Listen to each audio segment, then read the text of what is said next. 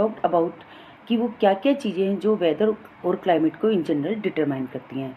Now let's talk about what controls in more depth, यानी कि climatic control की बात करते हैं यहाँ।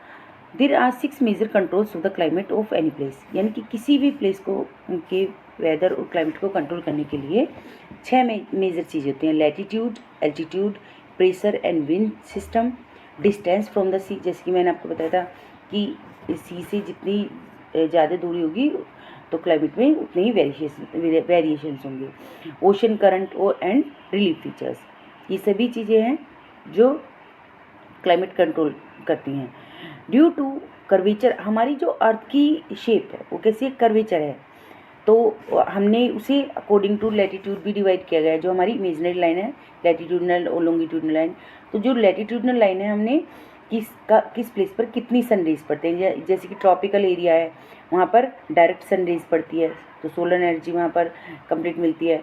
इसके अलावा जो अपर पार्ट है नॉर्थ का और साउथ का, वहाँ पर इतना हीट ऑफ अमाउंट नहीं जा पाता according to latitude.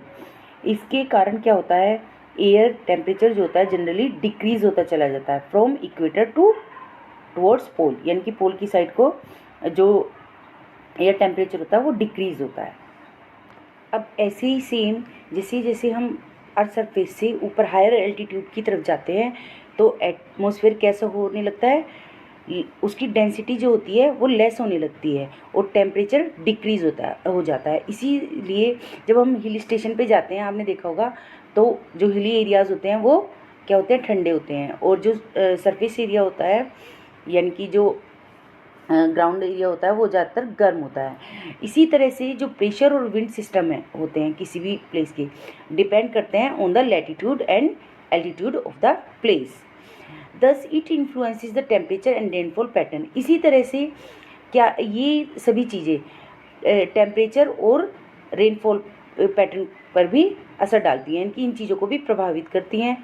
The sea exerts a moderating influence on climate, और जैसे कि आपको पता है जो समुद्र होता है बहुत मतलब देरी से हीट होता है, देरी से ही कूल होता है, तो वहाँ पर ज़्यादातर क्या होता है, मॉडरेट क्लाइमेट होता है, यानी कि ना तो बहुत ज़्यादा सर्दी होती है और ना बहुत ज़्यादा गर्मी होती है। और जैसे जैसे समुद्र से दूरी बढ़ती जाती है, increasing and moderating influence decrease and the people, तो वहाँ पर क्या होता है, जैसे जैसे समुद्र से दूरी बढ़ती जाती है तो वहाँ का जो मॉडरेटिंग इन्फ्लुएंस है वो डिक्रीज होता चला जाता है, और समुद्र से दूरी पर जो लोग रहते हैं वो एक्सट्रीम वेदर कंडीशंस एक्सपीरियंस करते हैं। ये यहाँ पर रेजिस्टेंस ना होकर डिस्टेंस है। दिस कंडीशन, ये जो कंडीशन होती है इसे कॉन्टिनेंटलिटी कहा जाता है, यानी कि समर्स में बहुत ज़्यादा गर्मी होती है और विंटर्स में बहुत ज़्यादा ठंड होती है जो समुद्र से दूरी के एरियाज होते हैं। Ocean currents along with on शोर winds effect the climate of the coastal areas. इसके अलावा ओशन करंट्स भी जो उसके समुद्र के किनारे पर चलने वाली विंड्स होती हैं ये भी क्लाइमेट को इफेक्ट करती है, यानी कि कोस्टल एरियाज़ के जो होता है वहाँ पर क्लाइमेटिक कंडीशन डिफरेंट होती हैं। इसके अलावा हमारा रिलीफ फीचर्स है, किस तरह इसमें दिखाया जाता है कि किस तरह का लैंड मास है, कितनी ऊंचाई है, कितनी बर्थ है और क्या डिटरमाइन है, और ये सारी चीज़ें भी बहुत चीज़ों में मैटर करती हैं कि लैंड मास कैसा दिखता है, उसका रिलीफ कैसा है, और उसका क्लाइमेटिक कंडीशंस को डिटरमाइन करने में मेजर रोल प्ले करती है। यदि हम देखें यानी कि वर्टिकली, तो जो हमारी उस हिमालयाज़ की ऊंचाई है वो काफ़ी बहुत ज़्यादा है, क्योंकि इसकी ऊंचाई बहुत ज़्यादा है तो ये एज अ बैरियर वर्क करते हैं, यानी कि हमारी जो इंडिया है वहाँ पर ना बहुत ज़्यादा कोल्ड विंड्स आ सकती हैं ना बहुत ज़्यादा हॉट विंड्स आ सकती हैं। तो इससे क्या होता है, जैसे साउथ की तरफ से जो मानसून विंड्स चलती हैं तो वो क्या लाती हैं, प्रेसिपिटेशन लाती हैं, तो वो जो हिमालयाज़ होता है वो क्या करता है, उन्हें रोक देता है। अगर जो वायु हिमालयाज़ नहीं होते तो हमारी इंडिया से वो निकल जाती, लेकिन हिमालयाज़ क्योंकि उन्हें रोक लेता है और उनसे टकरा कर क्या होती है, हमारी यहाँ पर बारिश होती है और डिफरेंट टाइप ऑफ मानसून होते हैं। Now will talk about factors affecting India's climate. अभी हमने क्लाइमेटिक कंट्रोल की बात की, अब हम देखते हैं कि कौन कौन से फैक्टर्स हैं जो इंडिया के क्लाइमेट पर इफेक्ट डालते हैं। फर्स्ट भी है लैटिट्यूड। एज वी नो कि हमारी जो अर्थ है वो कर्वेचर शेप में है, और जो उसकी बिल्कुल उसे 2 पार्ट्स में डिवाइड करते हैं, इक्वेटर ऊपर की साइड फिर हमारा ट्रॉपिक ऑफ कैंसर है, नीचे ट्रॉपिक ऑफ कैप्रिकॉर्न है। इस तरह से जो हमारा इंडिया है, इंडिया में भी हमारी ये मिडिल से एक लाइन होकर जाती है ट्रॉपिक ऑफ कैंसर। तो ये क्या करती है, ऑलमोस्ट हाफ ऑफ कंट्री को, जो साउथ पार्ट में ट्रॉपिकल ऑफ कैंसर, ये ट्रॉपिकल एरिया कहलाता है, और जो बाकी रिमेनिंग नॉर्थ पार्ट का जो एरिया है ये सब ट्रॉपिकल एरिया कहलाता है। इस तरह से हम देखते हैं कि जो इंडिया का क्लाइमेट है वो उसमें कैरेक्टरिस्टिक्स देखने के लिए मिलती हैं, ट्रॉपिकल एज वेल एज सब ट्रॉपिकल। Next is altitude. हमने एल्टीट्यूड के बारे में पहले भी डिस्कस किया था कि जो डायमेंशंस हैं ऊपर वो बहुत ज़्यादा डिटरमाइन करते हैं वेदर कंडीशन कैसे होंगे। सबसे बड़ा रोल जो है हिमालयाज़ का वो है कि वो हॉट या कोल्ड विंड को आने और जाने नहीं देता, क्योंकि Himalayas as a obstacle as a barrier work करते हैं। सेंट्रल एशिया में अगर हम देखें तो वहाँ बहुत ज़्यादा कोल्ड होती है, बहुत ज़्यादा ठंड होती है, लेकिन और इधर हमारी इंडिया की तरफ आती भी है, लेकिन वो इंडिया में एंटर नहीं कर पाती, क्योंकि हमारा जो सुपर गार्ड है हिमालयाज़ वो हमें प्रोटेक्ट करता है। इसी वजह से इंडिया में बहुत एक्सट्रीम विंटर नहीं होती है ठंड, लेकिन इतनी नहीं होती जितनी कि सेंट्रल एशिया में होती है। इसके अलावा प्रेशर एंड विंड्स हैं जो डिटरमाइन करते हैं कि इंडिया का क्लाइमेट और वेदर कंडीशंस कैसी होंगी। ये गवर्न करती हैं कि एटमॉस्फेरिक कंडीशन किस टाइप के हैं। कुछ स्टेप्स हैं यहाँ पर।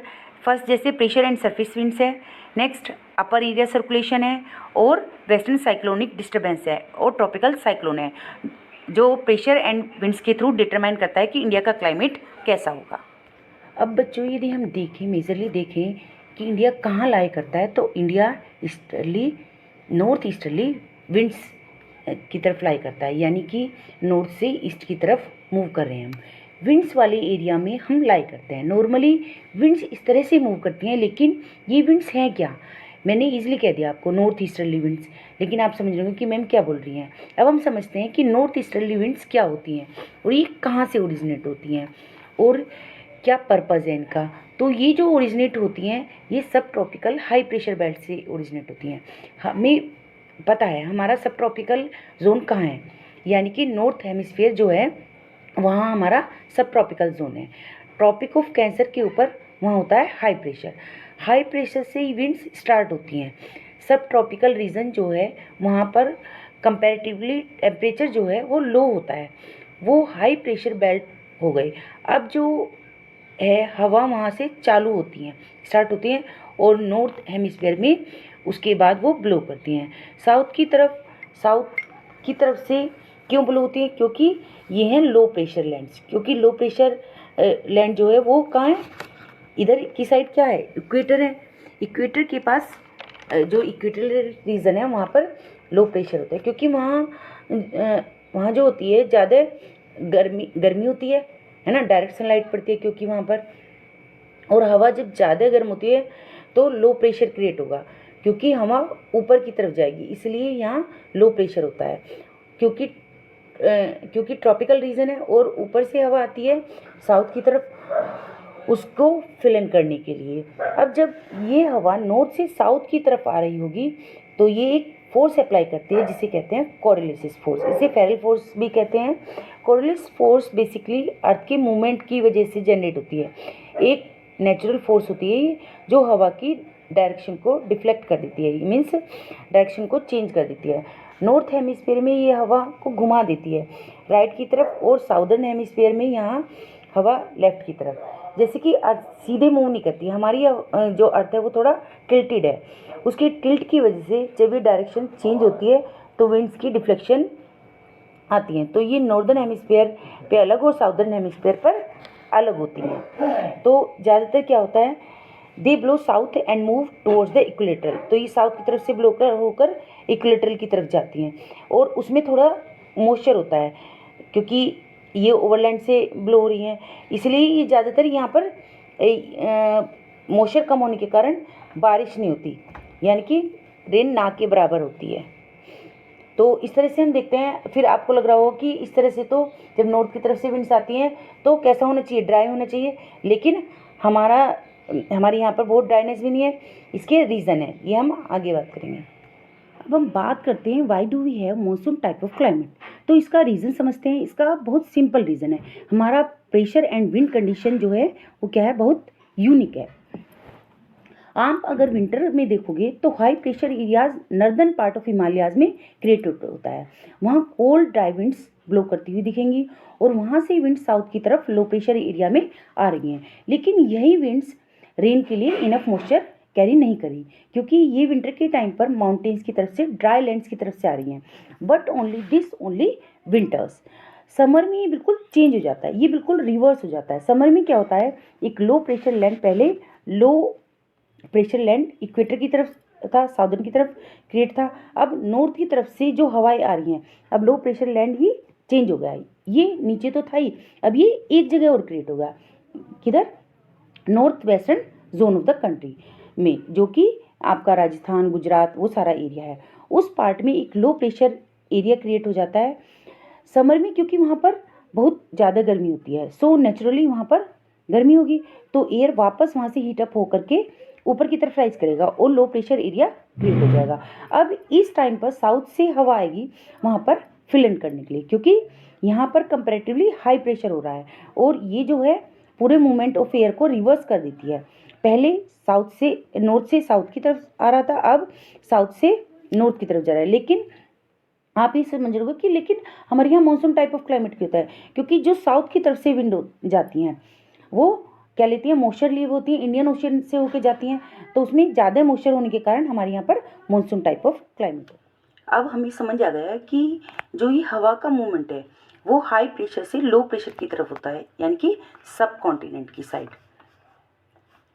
इंडियन सब कॉन्टिनेंट की साइड। हाई प्रेशर जो है अब साउथ की तरफ से लो प्रेशर की तरफ जा रहा है, नॉर्थ की तरफ से। अब ये जो मूवमेंट है जो हाई प्रेशर लैंड से लो प्रेशर की तरफ जा रहा है, इसे हम कहते हैं south west monsoon winds. You can see here, ये देखो ये साउथ की तरफ से हमारी जो ये विंड्स जा रही हैं इन्हें कहते हैं साउथ वेस्ट विंड। ये इंडियन ओशन से बहुत सारा मॉइस्चर लेकर जा रही है, लेकिन अब ये जो हवा वार्म ओशन से जा रही हैं बहुत सारा मॉइस्चर लिए हुए, अब जो ऊपर का सर्कुलेशन हम देखते हैं तो बहुत ज़्यादा डोमिनेट होता है वेस्टर्न फ्लो से। Western flow is another form of wind. Air जो है साउथ ईस्टर्ली डायरेक्शन में मूव कर रही है, अब वो वहाँ लो प्रेशर की तरफ जाने वाली और इंडियन ओशन की तरफ मुड़ जाती है। ये नॉर्मली विंड साउथ से ईस्ट की तरफ मूव कर रही थी, यही हमारी साउथ वेस्टर्ली विंड्स थी। अब यहाँ पर क्रिएट हो गया लो प्रेशर, यहाँ पर लो प्रेशर क्रिएट हो जाता है, तो ये यहाँ से मुड़ने लगेंगी इस तरफ लो प्रेशर एरिया को फिल इन करने के लिए, और यही हमारी मॉनसून विंड्स हैं। और इसलिए हम कहते हैं वेस्टर्न फ्लो की तरफ अपर सर्कुलेशन में जो सर्कुलेशन है वो डोमिनेट हो जाता है, और इसी वेस्टर्ली फ्लो का एक बहुत इंपॉर्टेंट कंपोनेंट है जेट स्ट्रीम। जो जेट स्ट्रीम्स होती हैं, जेट स्ट्रीम क्या होती हैं, ये एक नैरो बेल्ट है, एक स्ट्रेच है हायर एल्टीट्यूड वेस्टर्ली विंड्स का, यानी कि ऊपर वाले एल्टीट्यूड पर जो वेस्टर्ली विंड्स हैं उसकी हाई एल्टीट्यूड का एक नैरो बेल्ट जो है ट्रॉपिकल एटमॉस्फेयर में, उसे जो हम कहते हैं वो उन्हें कहते हैं हम जेट स्ट्रीम्स।